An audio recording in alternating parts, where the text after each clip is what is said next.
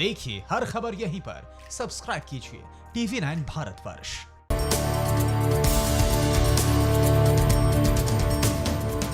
नमस्कार, आप हमारे दर्शकों का स्वागत है। आज एक नई पेशकश, एक नई खोज आपके सामने लेकर आ रहे हैं। जरा सोचिए, क्या आपने सोचा था कि इस महीने में पहाड़ों पे बर्फबारी होगी, लेकिन हो रहा है।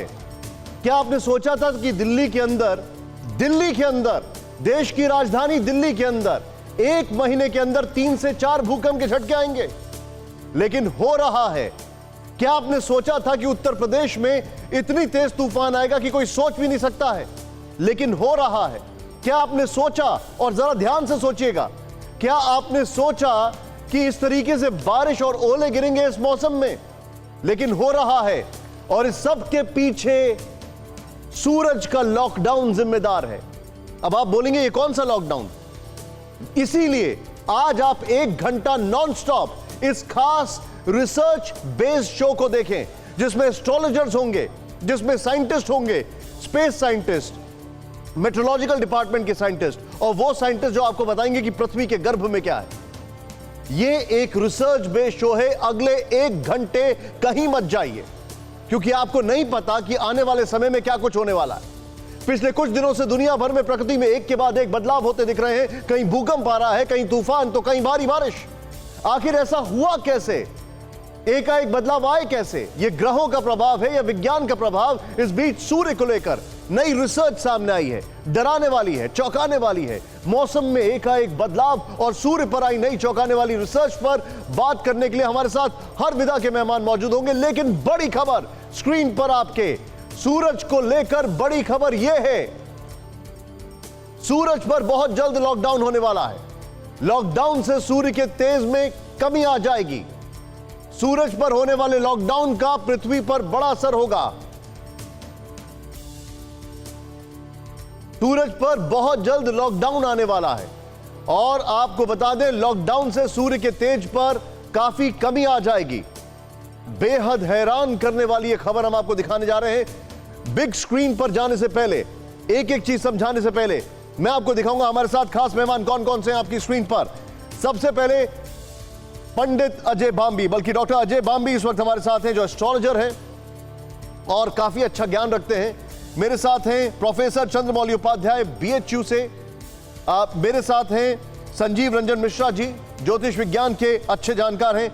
स्पेस साइंटिस्ट BK त्यागी, आनंद शर्मा वेदर साइंटिस्ट, हर्ष गुप्ता जो कि Himalayan earthquake expert, x secretary ministry of earth sciences, वो हमारे साथ हैं। आप सभी लोगों का स्वागत है सर। ये एक रिसर्च बेस्ड शो है। बिग वॉल पर जाकर मैं आपको दिखाने जा रहा हूं, आपकी स्क्रीन पर जरा ध्यान से देखें। पहली खबर, बड़ी खबर यह है, सूरज लॉकडाउन के करीब है, धरती पर कुछ अजीब होगा। ध्यान से देखें इस बिग वॉल पर, आपके सामने सबसे बड़ी खबर। पॉइंट नंबर 1, वैज्ञानिकों की रिसर्च की सूरज पर लॉकडाउन होने वाला है। यह लॉकडाउन क्या होगा सूरज पर? सूरज की किरणों में भयानक कमी होगी, जिससे सन स्पॉट गायब हो जाएंगे। सन स्पॉट गायब होने के बाद लॉकडाउन के समय को सोलर मिनिमम कहा जाता है, और सोलर मिनिमम की अगर बात की जाए तो यह भीषण ठंड, भूकंप और सूखे की आशंका रखता है। ध्यान से देखें इसको, यह बहुत बड़ी जानकारी हम आपके सामने लेकर आ रहे हैं।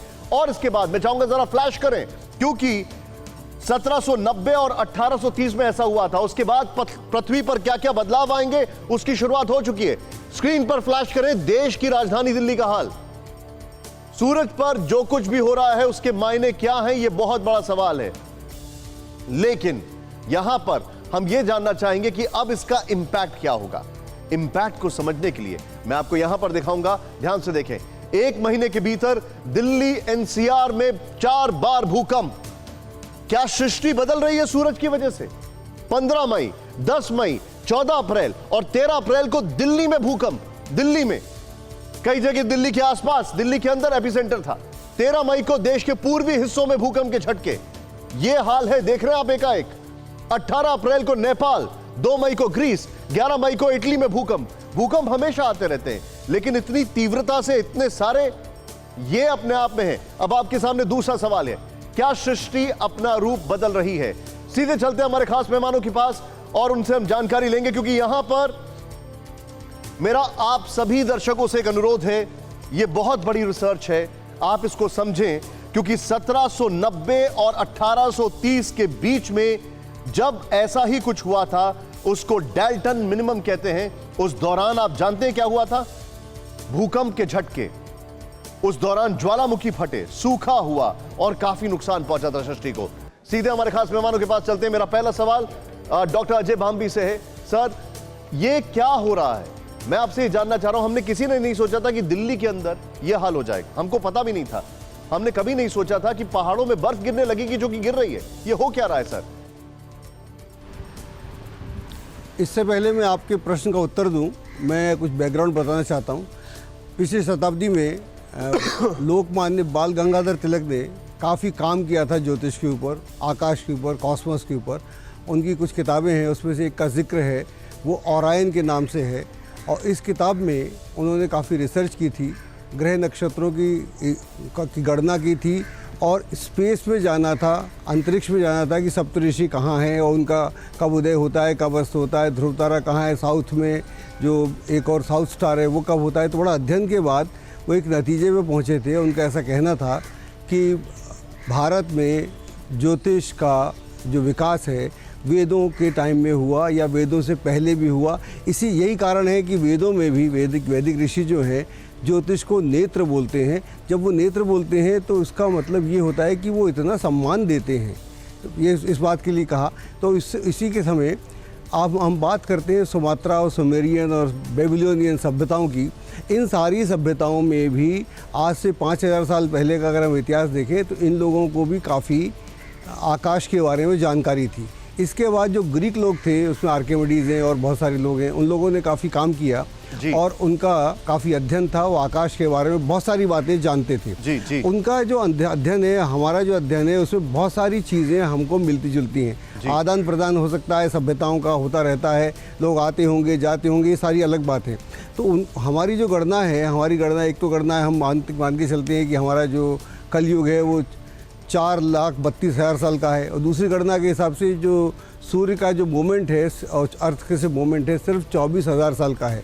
और कुछ लोग इसको 25,920 साल भी बोलते हैं। इसमें पूरा मूवमेंट होता है और इसमें हम 6 राशियों का परिवर्तन करते हैं। और जो जितना वेस्ट के पास ज्ञान है, ज्योतिष की मैं बात कर रहा हूँ, उनके पास जो सारा ज्ञान है वो ग्रीक से आया हुआ है। तो वो ग्रीक वाले ज्ञान को अपना मान के चलते हैं। उनकी युग परिवर्तन की सोर्स तो है, समझ में आ रहा है मुझे, लेकिन आपने एक वर्ड बोल दिया, युग परिवर्तन। आपने एक वर्ड अभी बोला, युग परिवर्तन, जैसे ही मैं आपको इंटरजेक्ट कर रहा था। अजय जी, मुझे एक चीज समझाइए।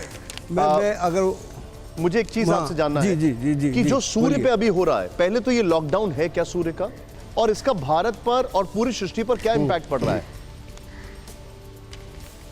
ओके, ये जो सूर्य की जो स्थिति है, हमारे यहाँ संहिताओं में लिखा हुआ है कि सूर्य के ऊपर कृष्ण धब्बे होते हैं। कृष्ण यानी कृष्ण बिंदु बोलते हैं। कृष्ण बिंदु का मतलब डार्क स्पॉट्स, जहाँ पर उसकी लाइट में प्रॉब्लम आ रही है। और इसके ऊपर एक अध्ययन किया होगा, मैं आपको बताता हूँ। ये अध्ययन किया था 6396 BC की बात कर रहा हूँ, और उसका असर रहा था 6112, यानी 284 वर्ष का ये पूरा पीरियड था। उसमें से 60 वर्ष ऐसे थे जो पूरा ग्रीनलैंड था, इंडिया का, अफ्रीका का और बहुत सारा, वहाँ पर पूरा वेदर चेंज हुआ था और कोल्डेस्ट एनवायरनमेंट था। ये सारा आपको नासा से भी मिल जाएगा जो मैं दे रहा हूँ, ये हमारी ज्योतिष की किताबों में भी है। तो ये जो वहाँ पर हुआ था, तो वो जो पूरा वातावरण 60 वर्ष के लिए कोल्डेस्ट हो गया था। तो ये सूर्य के ऊपर इस तरह की स्थितियाँ होती रहती हैं। अब ये वो जो पिछली बार हुआ था, that lasted around 40 years whatever. तो सूर्य में इस तरह का चलता रहता है, पूरे दिन चलता है। एक सन स्पॉट होते हैं, वो 11-12 साल में आते, लेकिन प्रतिदिन भी उसमें परिवर्तन होता रहता है। और उसका जो इलेक्ट्रोमैग्नेटिक करंट है, that also keeps on changing. उस प्रोसेस में हम युग परिवर्तन की बात कर रहे हैं। हम आपके प्रोग्राम, एक सेकेंड, आपके प्रोग्राम में 3-4 बार बोल चुका, हम युग परिवर्तन के दौर में हैं। और मैं ऐसा समझता हूं कि अगले 80-90 साल में युग परिवर्तन का दौर है। और उसी दौर के कारण पूरी दुनिया में एक अलग तरह की स्थिति चल रही है। और मैं तो बोलते ही रहता हूं कि अर्थ या ये प्लैनेट अपने आप को रिपेयर कर रहा है। इसलिए collective destiny of the world is different. इसलिए मेरी आपकी डेस्टिनी काम नहीं कर रही। कई मुझसे लोग पूछते कि मेरी कुंडली में क्या होगा, तुम्हारी कुंडली में तब होगा जब पूरे, अगर मान लीजिए भूकंप आएगा तो मेरी कुंडली में क्या होगा, मैं यहीं रह जाऊँगा, बाकी भी रह जाएंगे सब के सब।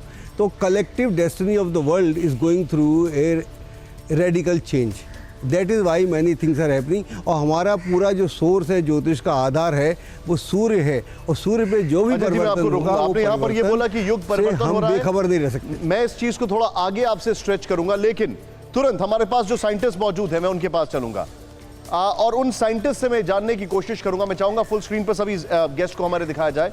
सर, मैं आपसे ये जानना चाहूंगा, यहां पर जितने भी लोग हैं, ये रिसर्च कहती है कि सूरज के लॉकडाउन में जाने के पीरियड को वैज्ञानिक सोलर मिनिमम कहते हैं, और इस दौरान सूरज की सतह पर एक्टिविटी हैरतअंगेज तरीके से कम हो जाती है।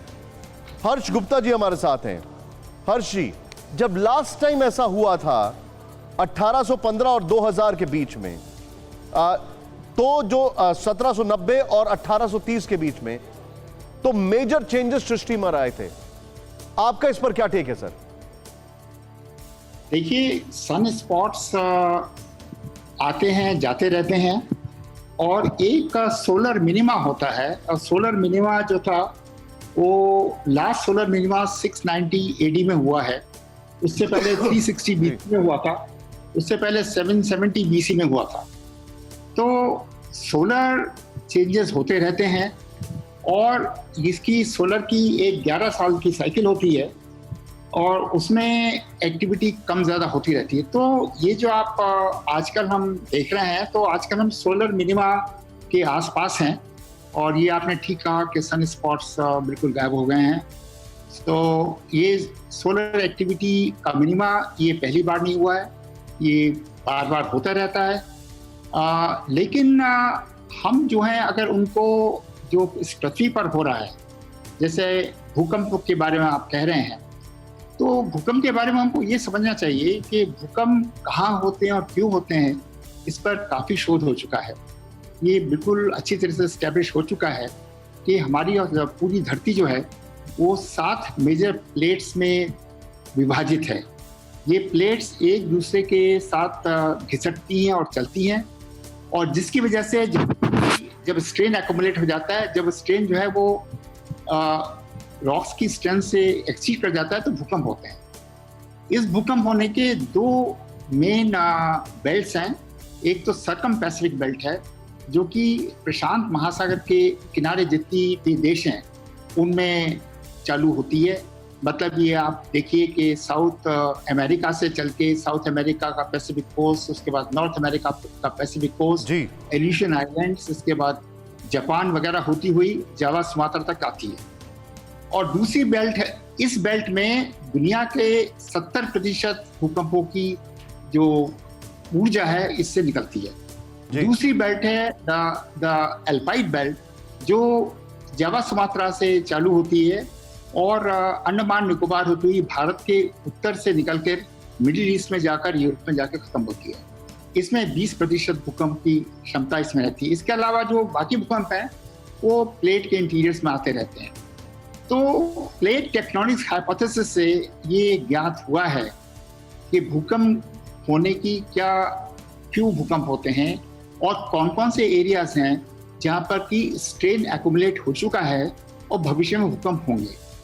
इसके बाद सवाल उठता है कि वो भूकंप कब ट्रिगर होंगे और कैसे ट्रिगर होंगे।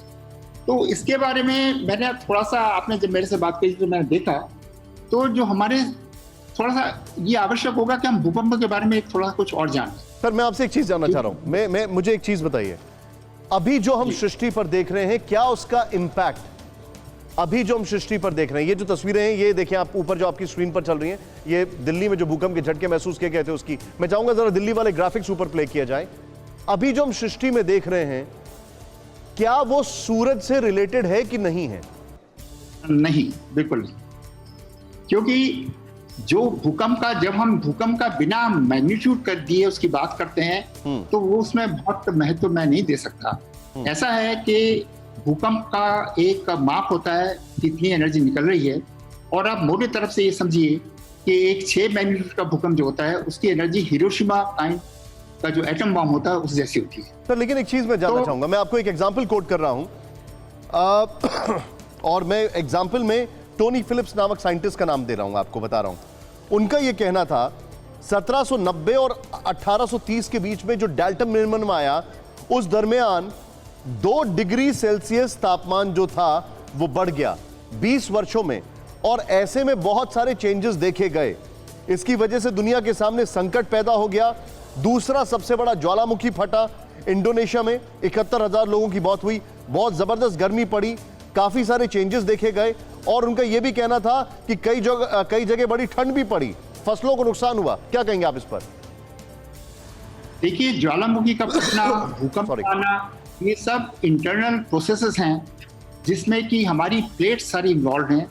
मतलब जो धरती की बाहरी सतह है उसमें करीब 100 से 150 किलोमीटर ठीक है, thickness होती point noted sir, point noted. मैं थोड़ा सा आगे बढ़ूंगा, मैं बहुत तेजी से शो को मूव करूंगा। अब मैं अपना अगला ग्राफिक्स यहां पर वॉल पे दिखा रहा हूं, उसके बाद मैं वापस आ रहा हूं। तुरंत यहां पर चलेंगे बिग वॉल पर, सीधे मेरे साथ चलिए। आइए देखें, यहां पर बिग वॉल पर हम अपना जो अगला ग्राफिक्स लेकर आ रहे हैं उसको जरा प्ले आउट करिए। हमारा जो सवाल है वो यहां पर आपकी स्क्रीन पर है, जरा ध्यान से देखें। पहाड़ों पर बेमौसम बर्फबारी, निचले इलाकों में बारिश और चक्रवाती तूफान, तेज हवा और तूफानी आफत। देखें आप, पहाड़ों पर बेमौसम बर्फबारी, यूपी में 180 किलोमीटर की रफ्तार से हवाएं चलती हैं। सोचें आप, यूपी में 180 किलोमीटर, पूर्वी भारत में आंधी तूफान के साथ बारिश होता है। यह हाल है।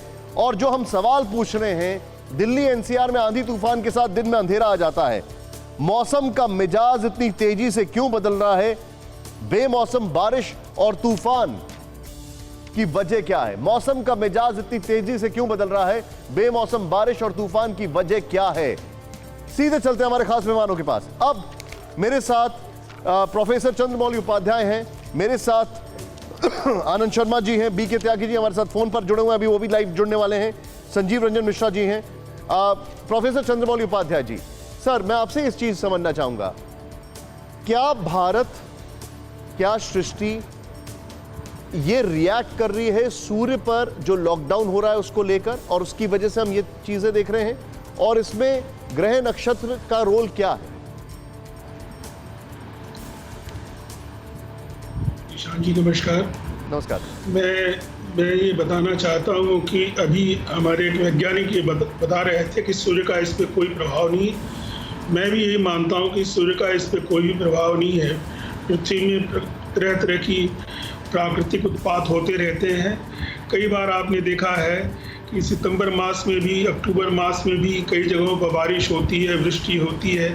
तो इसका अर्थ ये है कि तरह तरह के प्राकृतिक उत्पात होते रहते हैं।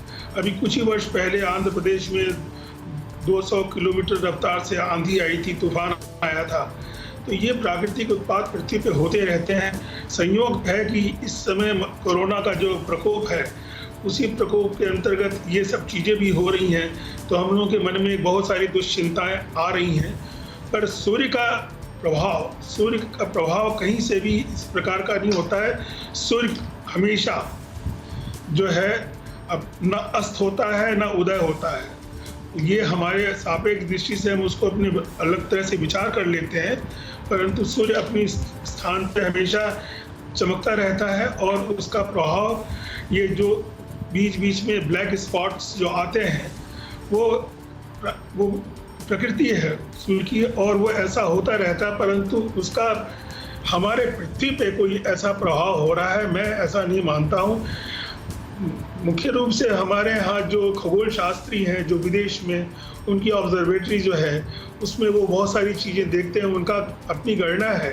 हो सकता है कि उनकी गणना में कुछ और सूक्ष्म दृष्टि हो और उनकी बात सही भी हो, पर हमारे यहाँ ज्योतिष शास्त्र में इसका कहीं से ऐसा विचार नहीं किया गया कि हर 11-11.5 वर्ष में सूर्य की जो है रोशनी में, उसकी तीव्रता में कमी आ जाती है। हमारे ज्योतिष शास्त्र में कहीं पे भी इसका वर्णन नहीं आया है। 72 वर्ष में ये देखा गया है कि सूर्य अपनी राशि से कुछ अंश जो है पीछे आता है। जैसे पहले 15 जनवरी को मकर की संक्रांति होती थी, अब 14 जनवरी को हो रही है। यही 72 वर्ष पूर्ण हो जाएगा तो ये 13 जनवरी को जो है ये मकर संक्रांति होगी। तो कहने का तात्पर्य ये है कि ये चीज़ें स्वाभाविक रूप से ग्रहों की गति है वो परिवर्तित होती रहती है। उस परिवर्तन का हमारे पृथ्वी पे ऐसा प्रभाव हो, ऐसा मैं मानता नहीं। जी, लेकिन आपको लगता है कि कुछ ग्रह नक्षत्रों में राज छिपा है जो इतने चेंजेस आ रहे हैं? क्योंकि देखिए यहां पर चिंता का विषय यह है कि हम देख रहे हैं अभी इस मौसम में बर्फबारी हो रही है, यह कभी किसी ने नहीं सोचा था। तो लोगों के मन में चिंता होती है, एकाएक आंधी तूफान इस कदर आना, यह एक मन में सवाल खड़ा करता है। तो हर जगह लोग सवाल तलाशते हैं, वही सवाल हम आपसे पूछ रहे हैं। ये सवाल स्वाभाविक है, मन में बहुत सारी चीजें। मैंने कहा ना कि इस समय जिस दौर में पूरा विश्व गुजर रहा है, उसमें इस तरह के उत्पात अगर होते हैं, प्राकृतिक उत्पात, तो मन में और भी दुश्चिंताएं आती हैं। ये दुश्चिंता स्वाभाविक है, परंतु सूर्य का कहीं से ऐसा प्रभाव नहीं। हाँ, कुछ मैं ये कह सकता हूँ कि जितने पृथ्वी में प्राकृतिक उत्पात होते हैं, उनमें ग्रहों की भूमिका प्रमुख होती है। मेरा ये मानना है जैसे कि वर्तमान में सूर्य मेष राशि में था, उससे दशम राशि में जो है शनि, मंगल और बृहस्पति, ये 3 ग्रह थे जी। तो शनि, मंगल जो है पृथ्वी का पुत्र है। पृथ्वी का पुत्र होने पर वो अपनी उच्च राशि का है और शनि के साथ बैठा है। तो इस तरह के प्राकृतिक उत्पाद स्वाभाविक रूप से भी होते हैं। अभी जैसे 7 तारीख को, इसी 7 मई को मंगल अपनी राशि को परिवर्तित करके कुंभ राशि में आ गया है, तो ये प्राकृतिक उत्पाद में धीमे धीमे कमी आएगी। और जैसे मंगल जो है शतभिषा नक्षत्र में 15 मई को आएगा, जब शतभिषा नक्षत्र में आएगा तो इस पृथ्वी में जो प्राकृतिक जिस प्रकार के उत्पाद हो रहे हैं, उन उत्पादों में निश्चित रूप से कमी देखने को मिलेगी। जी जी, मैं चाहूंगा जरा ऊपर की तरफ जरा हमारे ग्राफिक्स उनको प्ले आउट करें। मैं सीधे अब यहां पर ये सवाल मैं पूछूंगा। हमारे साथ एक और खास मेहमान हैं, आनंद शर्मा जी, वेदर साइंटिस्ट हैं। आनंद जी, एक अक्सर सवाल पूछा जाता है कि ये सब क्या हो रहा है, तो जवाब मिलता है वेस्टर्न डिस्टर्बेंसेस की वजह से। लेकिन इसके पीछे और साइंटिफिक रीजंस क्या हैं? इसके पीछे क्या वजह है कि हम इतने सारे चेंजेस देख रहे हैं पूरे इकोसिस्टम में? ये आपसे मैं जानना चाहूंगा। और क्या इसको सन से रिलेट कर सकते हैं? सूर्य का लॉकडाउन जो कि बाकायदा डिफाइंड है साइंटिस्ट की तरफ से, क्या इससे उसका कोई ताल्लुक है? क्योंकि विदेशों में इसका ताल्लुक बताया जा रहा है। देखिए, एक बात तो ये हम समझ रहे हैं बिल्कुल, हमारा जो इंडिया मेट्रोलॉजिकल डिपार्टमेंट का लोगो है, वो है आदित्यात् जयते वृष्टि। जी, that means sun only generates rain. जी, सन का तो सीधा सीधा जुड़ाव तो है, इसमें कोई डाउट है ही नहीं कहीं पर भी, क्योंकि सूरज की रोशनी जब पृथ्वी पर पड़ती है, धरती गर्म होती है, पानी वाष्पित होता है, वही ऊपर उठता है। मतलब जो गर्म हवा और ठंड, मतलब नमी वाली हवा हल्की होती है तो ऊपर उठती है, और ऊपर उठ के कहते हैं बादल बनते हैं, और फिर उसी से वर्षा होती है। तो सीधा सीधा लिंकेजेस है। जहां पर आपकी हीटिंग ज्यादा होती है, जैसे इक्वेटर के आसपास। मैं आपको थोड़ा सा रोकूंगा, माफी चाहता हूं इस वक्त। मैं एक बार बिग वॉल पर जाना चाहूंगा। जो दर्शकों ने अभी अभी ज्वाइन इन किया, उनको रिकैप कराने के लिए शुरुआत करेंगे। पहली 2 ग्राफिक्स हम आपको एक बार फिर से दिखाएंगे, हमारे खास मेहमानों के पास वापस आएंगे, क्योंकि इस डिस्कशन का पार्ट 2 लेकर जाएंगे। सबसे पहले शुरुआत करते हैं, हम क्या बता रहे हैं आपको एक बार फिर से। धरती पर कुछ अजीब होगा, सूरज लॉकडाउन के करीब होगा। ध्यान से देखें आप, सूरज पर लॉकडाउन, वैज्ञानिकों की रिसर्च, सूरज पर लॉकडाउन होने वाला है। पहली चीज, देश में भी लॉकडाउन है और सूरज पर भी है। सूरज की किरणों में भयानक कमी होगी, जिससे सनस्पॉट गायब हो जाएंगे। यह दूसरी चीज है। तीसरी चीज, लॉकडाउन के समय को सोलर मिनिमम कहा जाता है। अगर हम सवालों को स्किप करके सीधे आ जाए अपनी अगली प्लेट पर तो बेहतर होगा। सूरज लॉकडाउन से भीषण ठंड, भूकंप और सूखे की आशंका। अब हम सीधे जाएंगे, इसका इंपैक्ट है, बगैर सवालों को दिखाए। जो इंपैक्ट पर हम आते हैं, दिल्ली में एक बहुत बड़ा इंपैक्ट देखा गया, देश में इंपैक्ट देखा गया। वो क्या इससे डायरेक्टली रिलेटेड है? 1 महीने के भीतर दिल्ली एनसीआर में 4 बार भूकंप के झटके, सोचें आप। दूसरी चीज, 15 मई, 10 मई, 14 अप्रैल और 13 अप्रैल को भूकंप, ये दिल्ली में हो रहा है। और कभी हमने ऐसा नहीं देखा इतना रेपिटेशन से। 13 मई को देश के पूर्वी हिस्सों में भूकंप के झटके, दुनिया भर में भूकंप आता रहता है, लेकिन इतना तेजी से। 18 अप्रैल को नेपाल, 2 मई को ग्रीस, 11 मई को इटली में भूकंप। बाकायदा भूकंप का एक मीटर है जो मेजर करता रहता है कहां कहां भूकंप आ रहा है। पहाड़ों पर बेमौसम बर्फबारी, निचले इलाकों में बारिश और चक्रवाती तूफान इस मौसम में चिंता का विषय है। यूपी में 180 किलोमीटर की रफ्तार से चलती है हवा। अब हम सीधे जाएंगे हमारे मेहमानों के पास, क्योंकि यहां पर आप जो देख रहे हैं पूर्वी भारत में आंधी, तूफान, बारिश, लब्बो लुबाब यह है। सीधे इनके पास चलेंगे कि आखिर ये हो क्या रहा है। कुल मिलाकर अभी तक का जो शो है उसका सारांश ये है कि देखिए सोलर, अगर सन की बात की जाए तो वहां पर सोलर मिनिमम के चलते ये सब चीजें क्या संभव है? आनंद शर्मा जी, डायरेक्ट क्वेश्चन, जो सूर्य पर हो रहा है उसका इंपैक्ट क्या पृथ्वी पर दिखाई दे रहा है आपको, या आने वाले समय में दिखाई देता है? देखिए, एक बात तो नहीं समझने की, जो अभी चीजें हो रही है ऐसा नहीं हुआ कि ये पहले नहीं हुई है। जैसे आपने कहा तेज हवाएं चलना, अर्थक्वेक एक साल के अंदर मुझे लगता है 50 से 75 हजार अर्थक्वेक आते हैं पूरी धरती के ऊपर। बिल्कुल सही बात। और सामान्य प्रक्रिया है, आते ही रहते हैं क्योंकि पृथ्वी की प्लेट्स हैं तो आपस में टकराएंगी तो अर्थक्वेक आएंगे। छोटे मोटे आते हैं, अक्सर कभी बताए नहीं जाते, मगर अब चूंकि टेक्नोलॉजी इंप्रूव होगी, डेटा बिल्कुल शेयर किया जा रहा है तो हर किसी को पता चल रहा है कि भाई अर्थक्वेक आ रहा है, कहाँ आया, कितने बजे आया, कितना मैग्नीट्यूड। तो कोई ऐसी वैसी बात तो नहीं है इसमें। और आंधी तूफान, ये आंधी तूफान का सीजन है। मार्च, अप्रैल, मई जो होता है इसको डस्ट स्टॉर्म और थंडर स्टॉर्म का सीजन कहते हैं। और अक्सर इसके अंदर आपने देखा होगा पिछले 2018 में उसमें तो और भी इससे जो ज्यादा सीवियर था। और जहां तक तापमान की सवाल है, तापमान ये सही बात है, लोग इस बार कह रहे हैं कि भी काफी मतलब तापमान कम है, नीचे चल रहे हैं सामान्य से, और बिल्कुल बात सही है। और नहीं तो फिर मुझे आप ये बताइए साइंटिफिकली इसके पीछे की वजह क्या है सर? देखिए साइंटिफिक तो देखिए दो चीजें, एक तो मौसम में बदलाव आता ही है, जैसे जो एक नेचुरल प्रक्रिया है, और मैंने जैसे आपको बताया कि ये धरती के ऊपर चीजें इंटरकनेक्टेड हैं, और सूर्य जो है उसका रोल तो सबसे अहम है। सूर्य के बगैर तो चलता ही नहीं, पूरी सृष्टि जो उसी से चल रही है हमारे। तो आपको लगता है कि उसका कुछ इम्पैक्ट हो सकता है यहाँ पर? नहीं, अभी it will be too early to say कि डायरेक्ट उसका इम्पैक्ट आ रहा है। देखिए आपने जैसे कहा कि पहले जो हमारे डाल्टन मिनिमम हो चुका है, मॉन्डेल मिनिमम हो चुका है, और उस समय की बात करी गई थी यूरोप में कि इतनी ज्यादा जबरदस्त ठंड पड़ी थी, नदियां मतलब जम गई थी, और बहुत सारे इश्यूज हुए थे, ड्राउट हुआ था, सूखा पड़ गया, ये सब। देखिए हम, क्योंकि वो यूरोप है, हम इंडिया में, हम पहले से हमारे टेम्परेचर बहुत ज्यादा हाई है, तो और अभी तक तो बात हो रही थी ग्लोबल वार्मिंग की, पूरी कंट्री का 100। लेकिन एक चीज मैं जानना चाहूंगा, आई एम सॉरी आपको बीच में रोक रहा हूं आनंद जी, तो फिर क्या वजह है कि हम बर्फबारी देख रहे हैं इस सीजन में? ये अपने आप में हैरान नहीं, कोई हैरानी वाली बात नहीं है। बर्फबारी साल भर होती है। देखिए होता क्या है कि लोगों को ये शायद मालूम नहीं है, 12 महीने बर्फ पड़ती है, पर सवाल ये उठता है कि जब बर्फ जो अभी जो पड़ती है वो बहुत ज्यादा ऊंचाई वाले क्षेत्रों में पड़ती है, निचाई वाले क्षेत्रों में नहीं पड़ती है। जैसे कि शिमला की हाइट हो गई और नैनीताल की, इस समय नैनीताल और शिमला में बर्फ नहीं पड़ती है, इस समय पड़ती है हायर रीचेस में, जो कि 3500-4000 मीटर के ऊपर है।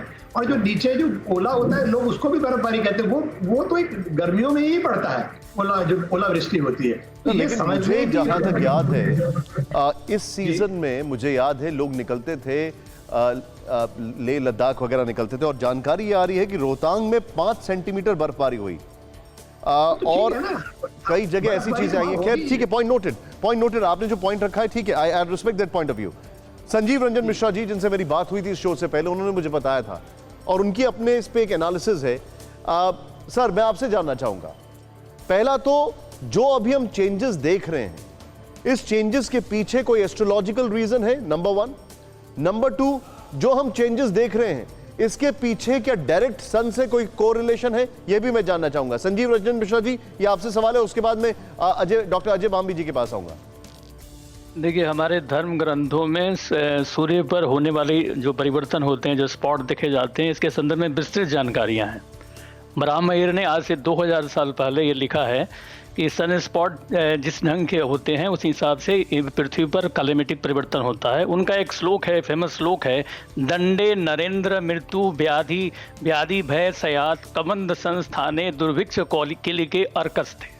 अगर सूर्य पर स्पॉट अगर पड़े, वो किल के आकार का हो, तो उसका फल अलग है।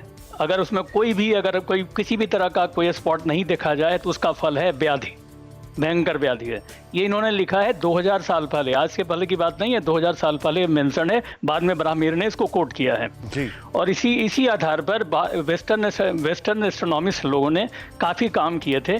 उसमें एक का नाम है कैमली फ्लेमरीन है। उन्होंने अपने पॉपुलर एस्ट्रोनॉमी में ये लिखा है कि जब कभी भी सोलर सन पर कोई भी परिवर्तन नहीं होता या शांत रहता है, कोई भी आपका सन स्पॉट नहीं देखे जाते हैं, कोई एक्टिविटी नहीं होती है, तो उस साल में काफ़ी ज़्यादा वेदर के परिवर्तन हुआ करते हैं, काफ़ी ज़्यादा परिवर्तन होते हैं, अर्थक्वेक की संभावनाएं रहती हैं। तो ये सन का जो ये सन स्पॉट जो है ये 11 साल 11.3 के रोटेशन में देखे जाते हैं। इसका एक मैक्सिमम एक मिनिमम साइक्लिकल मूवमेंट है, और इसी समय सिमिलर समय में जुपिटर का भी साइक्लिकल परिवर्तन होता है। जुपिटर एक साइकिल को 12 साल में 11 साल 6 महीना 8 महीने में परिवर्तन करता है जी। तो जुपिटर के साइकिल को भी हम लोग रिलेट करते हैं एस्ट्रोलॉजी में वेदर के साथ। और आज के डेट में अर्थक्वेक के संदर्भ में दुनिया भर की स्टडी एस्ट्रोलॉजी में की गई है, एस्ट्रोनॉमी में की गई है, जिसके आधार पर यह बात प्रामाणिक रूप से कहा जा सकता है कि जब कभी भी जो सुपीरियर प्लैनेट्स हैं जुपिटर, सैटर्न और मार्स जब कभी भी कंजंक्शन में होते हैं या उसके केंद्र में कोई पापग्रह अगर आते हैं तो अर्थक्वेक की संभावनाएं बढ़ती हैं, अर्थक्वेक की संभावनाएं बढ़ती हैं और इसकी इंटेंसिटी बढ़ती है। तो अभी इसका ऐसा एक कुछ छोटा लग सा रहा है एग्जाम्पल है, हाँ, इसका अभी एक छोटा सा एग्जाम्पल है कि 1960 में जुपिटर सैटर्न कैप्रिकॉर्न साइन में था, जो कि आज के डेट में है। तो 1960 में फरवरी और अप्रैल में, अभी हमने पूरा डाटा हमने देखा नहीं है, लेकिन फरवरी और अप्रैल के महीने में काफ़ी बड़े जो ऐसे कि आपको अर्थक्वेक हुए थे, जिसमें 30,000 एक जगह पर 50,000 के लोगों का डेथ भी हुआ था। तो अभी ये जो जुपिटर और सैटर्न का जो कंजक्शन है ये आपको चल रहा है, और ये कंजक्शन की जो स्थिति है पिछले साल से ही चल रही है। तो 2019 के सितंबर अगस्त के बाद से लेकर के और अभी तक ये कंटिन्यूड है। पहले वो सेक्रेटेरियस साइन में था, अभी एक कैप्रिकॉर्न के साइन में है। तो ये जो कंजक्शन है, और इसके साथ साथ मंगल का होना, मंगल एक पापी ग्रह है उसका होना, तो ये सब चीज़ें मिला करके जो वेदर के जो परिवर्तन हैं उसको इंडिकेट कर रहा है। और आने वाले समय में वेदर के परिवर्तन और ज़्यादा नजर आएंगे, स्पष्ट रूप में नजर आएंगे। और ये परिवर्तन विशेषकर नजर आएंगे आपको जुलाई के बाद। मतलब आपको लग रहा है कि जुलाई के बाद वेदर चेंजेस आपको और दिखाई दे रहे हैं, और उसमें आप क्या क्या देखते हैं? और ज्यादा चेंजेस दिखलाई देंगे, और आने वाले समय में कुछ सालों के कुछ महीनों के अंतराल में कुछ मेजर जो है कि आपको नेचुरल कैलेमिटी कह सकते हैं, अर्थक्वेक, वोल्केनो इरप्शन वगैरह होने की संभावनाएं पूरी की पूरी रहेंगी। अभी 2 इक्लिप्स पड़ने जा रहा है जून महीने में। ये इक्लिप्स का पॉइंट भी जो है इंपॉर्टेंट होता है फॉर वेदर फोरकास्ट के लिए या अर्थक्वेक के प्रेडिक्शन के लिए। और इसका कोरिलेशन है 200 अर्थक्वेक जो आए हैं, जो मेजर अर्थक्वेक आए हैं, उसका कोरिलेशन है। और उसके अंतर्गत में ये देखा गया है कि जबकि भी मेजर प्लैनेट जुपिटर, सैटर्न और मार्स और इक्लिप्स पॉइंट जो है कहीं से भी ट्राइन और केंद्र पोजीशन बनाते हैं, तो इस तरह की संभावनाएं बढ़ती हैं। इंटेंसिटी जरूर बढ़ेगी। और इस बार का जो प्लैनेटरी पोजीशन है इसमें एक प्लूटो का भी फैक्टर इन्वॉल्व है, जो कि प्लूटो अभी कैप्रिकॉर्न में जुपिटर के साथ सैटर्न के साथ चल रहा है।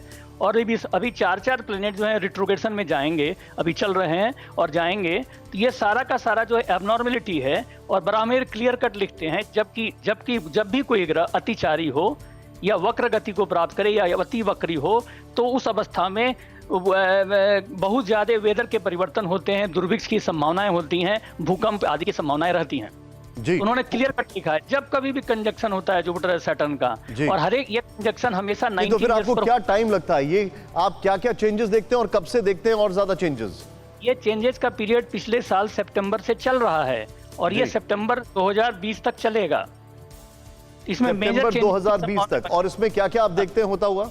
वेदर का चेंजेस होगा, जिस वेदर का चेंज होगा, अर्थक्वेक की संभावनाएं रहेंगी। और अभी जो है सो कि बहुत सी महामारी होंगी, जैसे महामारी की संभावना, कोई नए बीमारी का प्रादुर्भाव हो जाए, किसी तरह का और भी इस तरह का नेचुरल कैलेमिटी वगैरह आ जाए, इस तरह की पूरी संभावनाएं रहेंगी। क्योंकि हमारा साथ इसको सपोर्ट करता है। और हर तरह से जैसे कि आपको ये बात है, जब कभी भी इक्लिप्स पड़ता है और उसके स्क्वायर में जुपिटर, सैटर्न और मार्स की स्थिति होती है, अर्थक्वेक होता ही है। जी, पॉइंट नोटेड सर। मैं अभी सीधे चलूंगा हमारे साथ जो और मेहमान भी आपने जो पॉइंट रखा है, अजय भांबी जी से मैं जानना चाहूंगा। सर, आपको भी क्या आने वाले समय में, क्योंकि आपने एक बहुत बड़ी बात की, युग परिवर्तन की, आपको भी आने वाले समय में कुछ चेंजेस होते दिखाई देते हैं अभी आने वाले जो समय है, मतलब आने वाले कुछ मंथ्स में? देखिए, हम अब थोड़ा बात करते हैं पृथ्वी की, अर्थ की। अर्थ अपने एक्सिस पर जो हर वर्ष इंक्लिनेशन उसका डिक्रीज होता रहता है, घटती रहती है। तो वहाँ पर जो उसका पूरा गणना का हिसाब आता है, वो आता है 0.0468 पर एनम। इससे वो घटती है। और 1947 में जो हमारा अयनांश था वो था 23.47, जो 97 में आके ये घट गया था और यहाँ पर ये 26.46 हो गया था। ये जो पॉइंट मैं बता रहा हूँ ये अर्थ का होता है, इससे हम वर्नल इक्वानॉक्स की गणना करते हैं। आकाश में ग्रहों की क्या स्थिति है, यहाँ की गणना से हमारा युग परिवर्तन की बात होती है। जब हम वेस्ट की मैं शुरू में बात कर रहा था तो उनके हिसाब से, हमारे हिसाब से भी 283 एडी, अभी 283 एडी 1 मार्च को ये 0 पॉइंट पर था, वहाँ से ये 23 डिग्री पीछे गया। अगर आप वेस्टर्न ज्योतिष की बात करें, उनसे बात करें, तो वो कहते हैं कि हम पाइसियन एज में थे, पीसियन एज में थे। जब पीसियन एज का जो रिज़ल्ट है वो कैसे मिलता है, जो सारा व्यापार था, सारा लेन देन था, समुद्र से था। हम समुद्र से ज़्यादा आ रहे थे, दूर दूर तक की यात्राएं समुद्र से कर रहे थे, ना कि रोड से। और उसके बाद 1980 से पहले जिस दुनिया में हम थे, जिस युग में हम थे, वो स्टैग्नेंट समाज था, पूरी दुनिया स्टैग्नेंट थी। और 1980 के बाद हम एक डायनामिक वर्ल्ड में हैं, और जैसे डायनामिक वर्ल्ड में वहाँ से एक्वेरियन एज का प्रारंभ होता है। जैसे ही एक्वेरियन एज का प्रारंभ होता है, इसका मतलब स्पेस में, तो एक्वेरियन का, एक सेकेंड पूरी बात कर लूँ, तो स्पेस का है। तो आज की स्थिति ये है कि हर आदमी के पास इन्फॉर्मेशन है, नॉलेज अलग बात है। गूगल आपको सारी इन्फॉर्मेशन देता है, नॉलेज नहीं देता।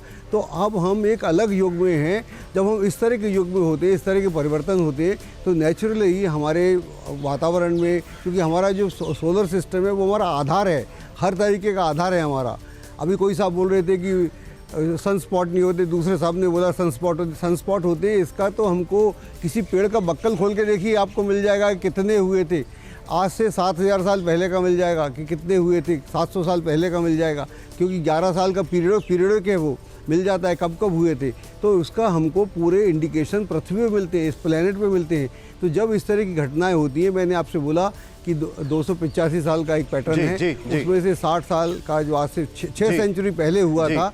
तो इस तरह की स्थितियां आकाश में होती रहती हैं। और जब भी कोई सूर्य में परिवर्तन होगा तो चंद्रमा तो कुछ भी नहीं है उसके आगे, तो कुछ भी नहीं है, उन सब में परिवर्तन तो हो ही जाएगा। ठीक है, अब मैं क्विकली चंद्रमौली जी से लूंगा, मेरे पास समय बहुत कम है। चंद्रमौली जी से मैं रिएक्शन लूंगा बहुत कम समय में। चंद्रमौली जी, आपको एस्ट्रोलॉजिकली क्या आने वाले समय में कुछ चेंजेस होते हुए दिखाई दे रहे हैं? देखिए, चेंजेस स्वाभाविक रूप से भी होंगे। जैसे अभी मैंने कहा कि अभी 15 मई से मंगल अपनी शतभिषा नक्षत्र में प्रवेश करेगा, तो वर्तमान में पृथ्वी पे जो जिस प्रकार के उत्पाद दिख रहे हैं उसमें निश्चित रूप से क्रमशः परिवर्तन होगा। दूसरा, मैं ये भी कहना चाहता हूँ कि अभी एक ज्योतिषी कह रहे थे कि जून मास में 2 ग्रहण लगेंगे। तो एक तो 8 किसी एक ग्रहण जो लगेगा, चंद्र ग्रहण, जो 8 जून को लग रहा है, शायद वो 8 जून को जो ग्रहण लग रहा है वो प्रति छाया ग्रहण है। छाया के ऊपर एक छाया ग्रहण होती है, उसका कोई फल नहीं होता है।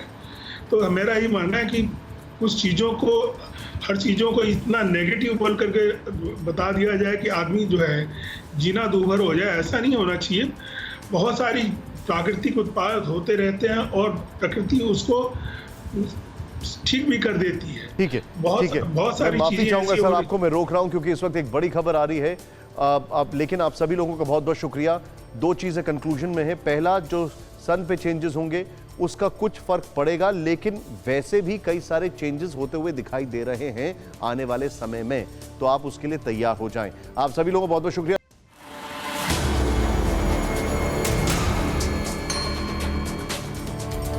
अड़ी सोमवार से शुक्रवार शाम 6 बजे सिर्फ TV9 भारतवर्ष पर।